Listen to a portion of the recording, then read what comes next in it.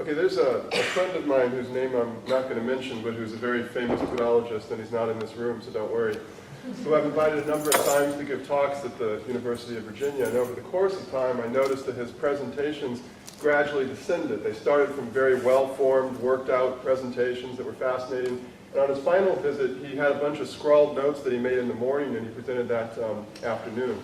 And he seemed to be shameless enough to think that was perfectly fine. And so I think today I've made a certain kind of watershed or meta-watershed in my own professional development, because I too this morning scrawled a bunch of notes, and I too think it's shameless enough to present to you today.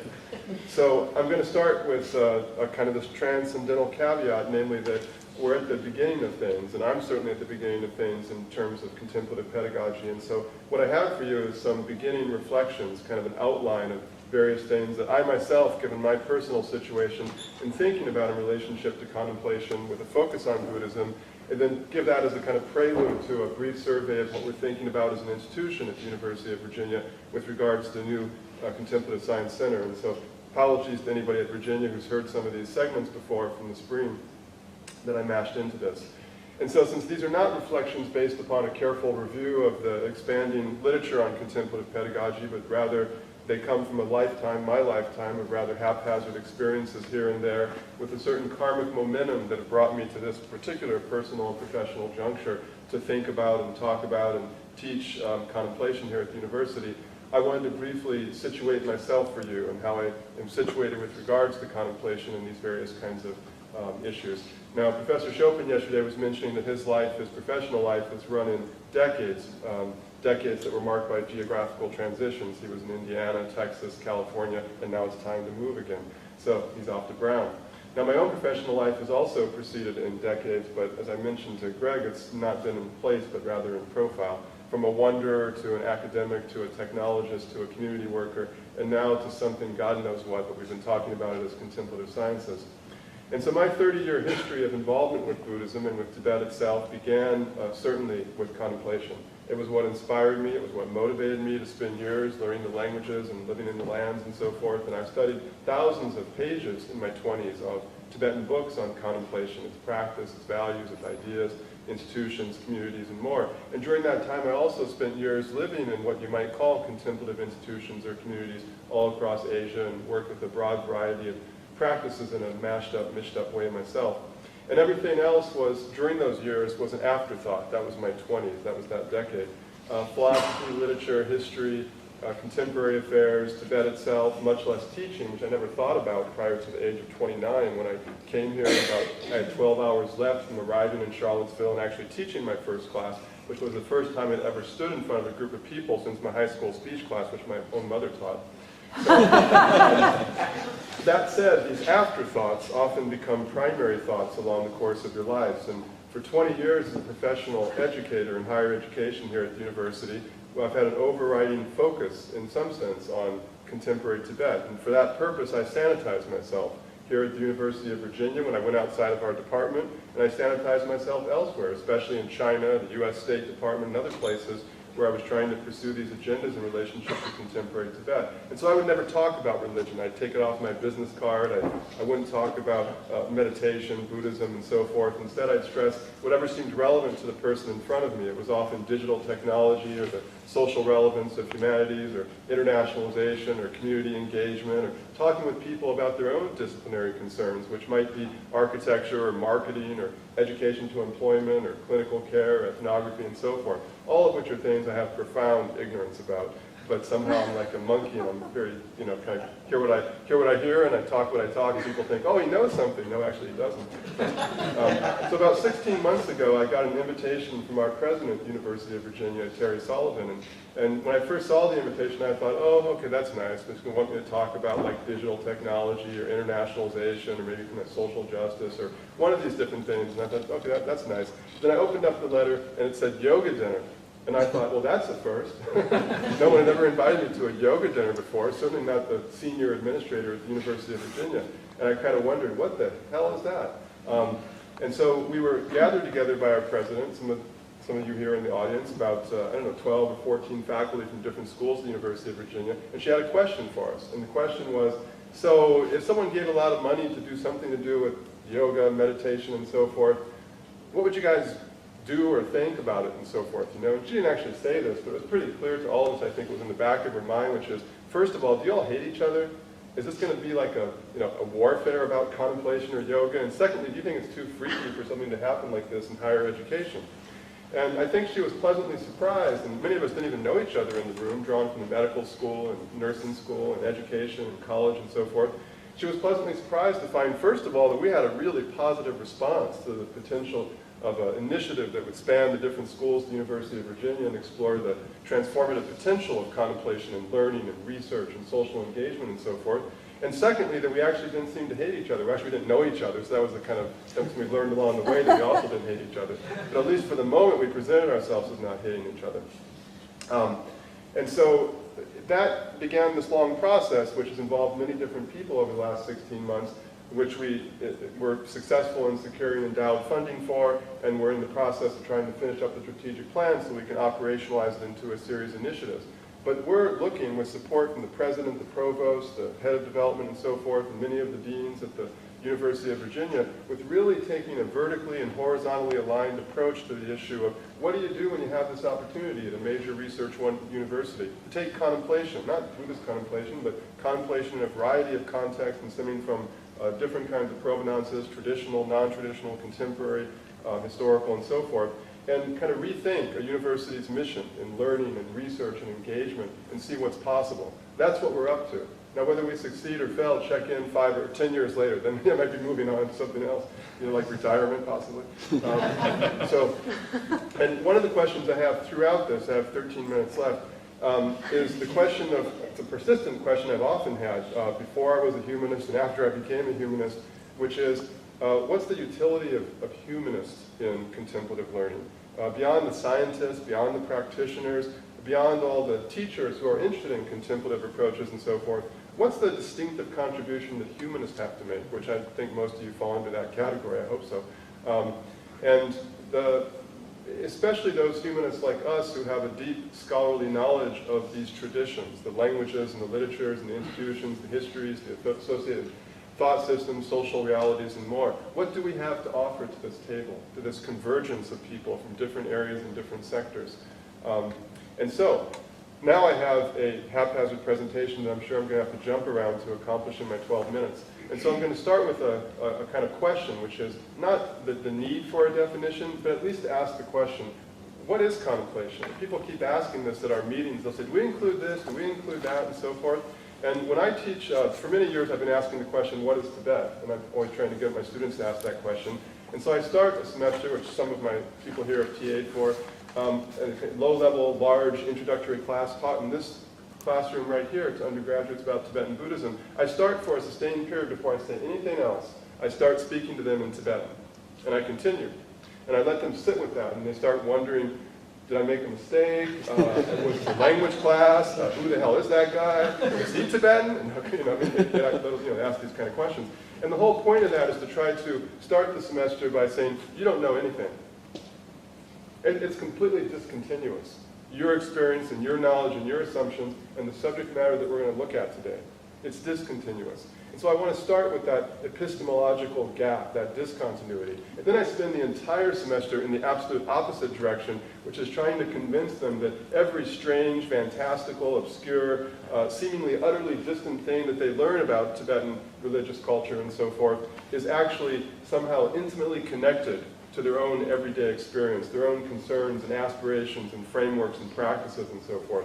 And so that may seem a bit paradoxical, but that's my teaching methodology. And so when I look at contemplation, I want to do the same thing. I want to start with that gap, that discontinuity, the fact that everything you ever learned and everything you ever assumed is unfortunately completely wrong. Not to be the crank in the room, but often as a humanist, that's what I feel like, the crank in the room when it comes to contemplation. At the same time, I'd like to somehow figure out a learning approach that allows them to bring these traditions, the practices, the values, the ideas, the institutions, the communal settings, and so forth, into an intimate and surprising dialogue with their lives and their experiences and their practices and their commitments and their values and their ideas. So that combination, which we talked about a little bit this morning in terms of aesthetics, the strange and the familiar, how to bring those into a learning context with regards to contemplation. Now, there are a lot of associations people make very typically in terms of students and faculty and staff and so forth with contemplation, It's quiet, it's slow, it's about unity, it's about intense experiences, about simple, about being happy, about no thought, maybe it's beyond aesthetics, visual or linguistic in character. And there are certain rubrics everybody throws around as if we all know what they are. Mindfulness is a really big one. Mindfulness. If you don't know what mindfulness means, don't worry, nobody else does either. So there's mindfulness, then there's also yoga, another one that gets thrown around all the time, in complete odds with the history of the term and how it's used in a variety of ways. But those are two big ones that derive from kind of Asian sources. Another large thought, or another large issue, is contemplation and ritual. What's the connection between the two? Are they continuous? Are they discontinuous? Is it a possible or an implausible or impossible distinction to make between those two? We had a meeting at the University of California, Santa Barbara a while ago that issued forth in this book that Jose Cabazon did, and we had an argument about contemplation and ritual, where Jose wanted to insist he wanted to insist that these two were just very, very different. You could distinguish between them, define them, and so forth. And I was feeling at odds with Jose that day, and I said, totally implausible, impossible kind of distinction. And so we had this argument that just showed the difficulty of that distinction, whatever your perspective is. So now, before I get to kind of giving you a brief overview of what we're looking at, I wanted to summarize a little bit of stuff that I did in the spring that some of you might have heard from who were here before, just in terms of my concerns as a humanist about contemplation and what I think we can bring to the table as we think about learning, not just like specialists teaching contemplation, but people across many different quarters teaching contemplation. How can those of us who have specialized knowledge in the traditional religions that are the provenance of many of these contemplative traditions, what do we have to offer? And so there are a number of things I like to stress that contemplation is not, because I know everybody thinks it is. And maybe it is in part, but it certainly isn't in whole. So one is, it's not simple. Everybody likes simplicity, because every life is so complex. They just love contemplation being simple. And so I feel so cranky to say, I'm so sorry, it's actually really complex. Number one, it's not slow. People love slowness. Their life's so fast. They want slow, contemplative spaces and so forth. I'm sorry, it's often very rapid in character. Happiness is a really big one. I feel like I'm the person who should bring not the happy face, but the frowning face to it. Everybody wants happy contemplation. I'm so sorry to say that often it's unhappy. It can be a source of unhappiness. And it's not always about being happy. Another one, no thought to critical thought or any kind of thought. Everyone wants no thought contemplation. Again, I'm so sorry. I don't really think it's about no thought. I think it's about a lot of different kinds of thought. And we have to think about thought and the different kinds of modalities of learning and so forth if we're really going to appreciate what contemplation can bring to us. And so that juxtaposition is an unhappy one as well. And relating a little bit to this morning, it's not simply naked experience to aesthetic elaborations or all the useless beauty that surrounds us. I tend to think about contemplation always in terms of aesthetics. So following Elvis Costello, I might characterize this as what's wrong with peace, love, and understanding. Well, actually, there's nothing wrong with it at all, except that the world's a lot more complex than that. So, in the history of Buddhist contemplation, I think all across Asia, but particularly in terms of Tibet, it must be said that the greatest of masters, including in the same tradition, the same century, and so forth, are marked by the most profound of disagreements when it comes to contemplation. And that's not simply about ego, politics, and so forth. It simply goes to the root of the matter, which is contemplation reflects different visions of human possibilities, of human destinations, of human values, of communities, of social settings, and so forth. And there's a whole range of passionate disagreements that are happening here that we have to kind of take into account. Contemplation is not simplicity to thought's complexity or politics complexity. Instead, these are all kind of bound together, and they're just as contested and complex as everything else. So to skip forward to 6 minutes, a middle section of this, which is just one of the core issues is complexity and context. People often want to take contemplation out of this, and they're always referring in meetings to cultural baggage and this kind of stuff. And I often left thinking, when you use that kind of term, you may not realize that that's actually what we do for a living. And so it makes us feel like we're well-paid bellhops. We're the ones who bring the cultural baggage into the room, and once everybody asks us to take it out, we take it out. And so contemplation, much more so than most things, people want to say, come on, the kernel from the shell, the reality from the rhetoric, the contemplation from its context. I know you guys have these concerns, but can we just get down to the core of the matter? And I always want to say, well, no, because context is constitutive of contemplation in the most profound of ways. And you can't simply differentiate these two. So just to allude to a more complex talk that I don't have time to give, but I've been thinking a lot about context in relationship to contemplation, in relationship to learning. Because when we teach contemplation, there's two ways we can think about it. We can teach contemplation. People often think, okay, you're going to teach them how to meditate. You're going to teach them how to do yoga or do mindfulness or whatever it might be. And that's certainly one very important thing that we're working with and struggling with. But another thing is, how do I teach contemplation? How do I teach contemplation as a scholarly object of study? That's a different issue with a different set of challenges. And the issue of how those two are related to each other is a whole other thing. But if all you do is you look at, here's how you meditate, and you don't address the issue of how do we engage in scholarly interpretation and analysis of meditation, you're going to go profoundly astray. Maybe you'll be happy when you go astray. You'll be happier than if you didn't go astray. But that's not for me to judge right now. So what are these contexts that are constitutive of contemplation, of the reality of contemplation, the function, which we have to take into account when we're thinking about either contemplation in a full-blown traditional way, or whether we're unbundling these things like the way that John was talking, and we're trying to bring these into a primary K-12 environment, or to leadership training, or compassionate care for stress management, or helping patients out and so forth in the health sciences.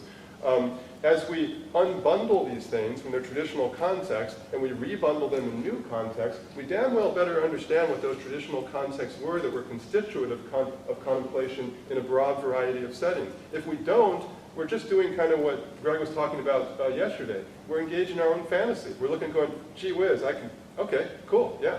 And we just go over here and start rolling things out right and left. And like, yeah, that was cool, you guys inspired me, but would you please be quiet now because you're in my way. So we have to really understand, as a scholarly object of study, the complexity of those traditions. So when we unbundle them, we understand what we're doing. And it's okay to unbundle them. It's okay to commit violence on them in some sense. But we should understand what we've done so that as we rebundle them, we're able to go back in a sensitive fashion and contain the connections to those traditional practices and begin to resituate them and re-express them as we have new experiences and new results that are coming out of this variety of learning contexts in which we're exploring them. So one is integrated path structures. Contemplations don't come in isolated fashion. They come bundled together in a variety of ways. This happens before that, or this is done concomitant with that. And if you just take a practice out and you have no sense of how these are bundled together in this complex set of ways, have you actually understood the thing that you're doing? I don't think so, because that one practice is constituted by the variety of ways in which it historically has been connected to other practices that preface it, that follow it, that accompany it, and so forth. A second thing, what we might call the conceptual and the aesthetic context. The fact that these practices are not divorced from a complex world, a complex forms of life, complex settings and so forth, where people are studying different kinds of things, and different aesthetic considerations, visual, literary, oral, and so forth are accompanying these. And if we don't know what those are, if we have a light understanding of those, it really calls into question of how well do you understand the contemplation that you have ripped out of those contexts and are trying to use in separation from them. Third thing, contemplative variables. Anybody who studied the contemplative tradition in any particular religion or context knows that there is a tremendous amount of variation in these contemplative practices, and many of the texts that document them are not in English. So you're not going to know about them if you haven't either learned learned that language, or you've worked with people who actually are able to teach that in oral context and so forth. And even they are not going to be drawing upon the full diversity of the historical record. So all those variables matter. And if we don't have some sense of those variables, we're just going to take a particular way in which a practice has been expressed and then just mindlessly try to say that's how it's been done and so forth, instead of seeing, well, we could twist this or change that and so forth. A fourth one, social and environmental context. What was the communal context, the institutional context, the environmental context in which these different practices were done? If they were done with one person or 10 people, could make a dramatic change. How do we assess those? How do we understand those? And then finally, something that came up yesterday and came up today, which is the difference between rhetoric and reality. Too often people take the rhetoric and they either slippily, jump to a kind of glib explanation, or they just take it for, literally at face value. So the relationship of rhetoric and reality in terms of reading the historical record and trying to understand what were people actually doing in terms of contemplation versus what they say they were doing. These are very kinds of different things. So now I have theoretically 43 seconds, but I'm going to give myself another 120 to wrap up and tell you, so what are we doing at the University of Virginia? So first, just to give you a kind of survey of these things. First of all, we're trying to take stock of who's doing what here. In fact, there's a lot of things already happening at the University of Virginia, but they're not, people are not mutually aware of each other, and certainly staff and faculty and students who might want to take advantage of these learning opportunities have no way to kind of see what are the different possibilities and how might they possibly connect to each other. So we're looking at doing a kind of survey of the university to try to pull these things together and then express for faculty and students and staff a different horizontal and vertical ways that you might follow a path and help people find pathways through these different, oh, shut up. I was very literal about telling me my time is up. And then secondly, contemplative labs. Curtis Schaefer and I are going to just bite the bullet. We're going to have 180 students, hopefully in this classroom next spring, and we're just going to teach contemplation to them. And we're going to combine teaching them different forms of Buddhist contemplation in practice in these contemplative sections instead of discussion sections. We're going to be teaching them about the traditional kind of humanistic approach to the study of contemplation, history, social reality, doctrine, aesthetics, and so forth. And we're going to be looking at modern ways in which people are trying to assess the impact and the mechanisms of contemplation and how it has an effect on our body and our emotions and social interactions and so forth, looking at a variety of disciplines. And finally, we're going to look at how people are unbundling Buddhist practices and rebundling them a variety of practical applications for leadership training, for stress management in the health sciences, for education of K through 12 education and so forth. So that's a kind of contemplative lab. It's a formal lab that's a separate thing that's saying, here we're going to teach people actually how to meditate. We're also looking at certificate, degree, and requirement programs of different kinds, maybe a master's in contemplative study, certificates that might be done in various places like the School of Nursing or Education, requirement programs. We think that it would be wonderful to have some kind of requirement, Pan University, in wellness or well-being or whatever you might want to call it, but something along these lines.